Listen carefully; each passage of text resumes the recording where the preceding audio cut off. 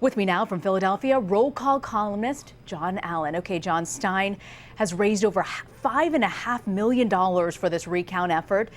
I mean, is this about, where do you think she's taking this? Is this about public confidence in the election outcome?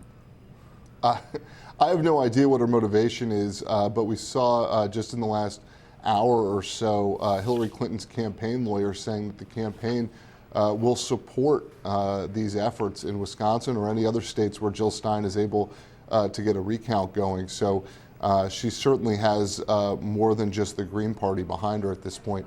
That said, I think it's more likely that I'll be named Miss Universe than that Hillary Clinton will be inaugurated in January of 2017. And she said that's not her goal to get Hillary Clinton inaugurated. But it's interesting, though, that the Clinton campus said Saturday they will participate in these recount efforts. But during the campaign, those on the left were the ones who were critical of Donald Trump and the claim of a rigged system and election fraud. But does this recount effort sing the same tune?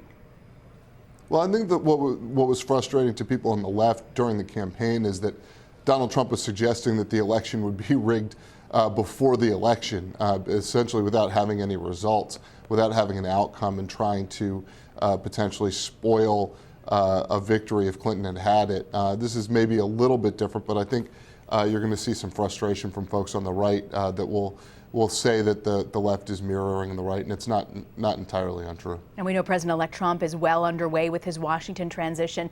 Many of his inner circle folks are divided over who he should pick for Secretary of State. It was interesting. Senior advisor Kellyanne Conway took to Twitter to sort of voice her concern and appeared to be lobbying against Mitt Romney for the position.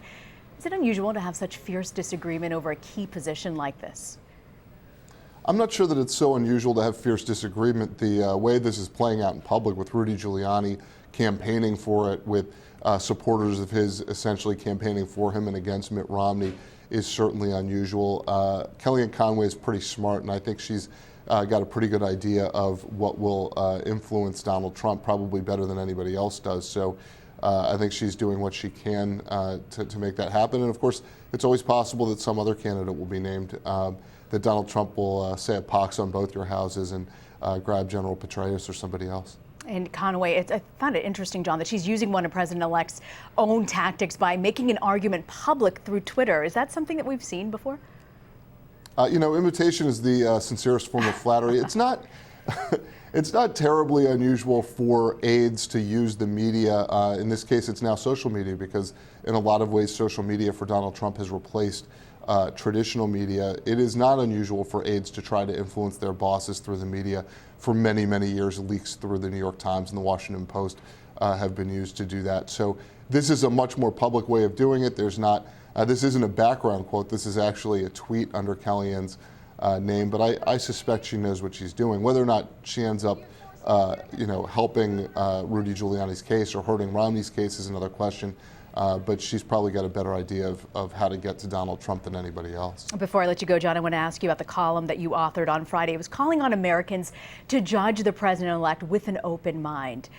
What do you think that his current staff appointments tell us about the kind of administration that he's looking to run? I think it depends on the staffer to some extent, or the cabinet member to some extent.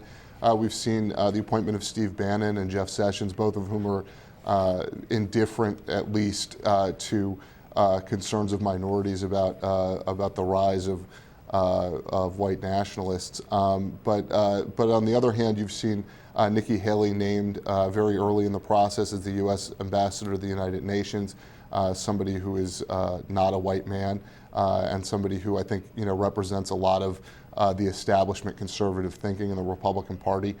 So I think the way to look at Donald Trump is to judge him by his actions as they come.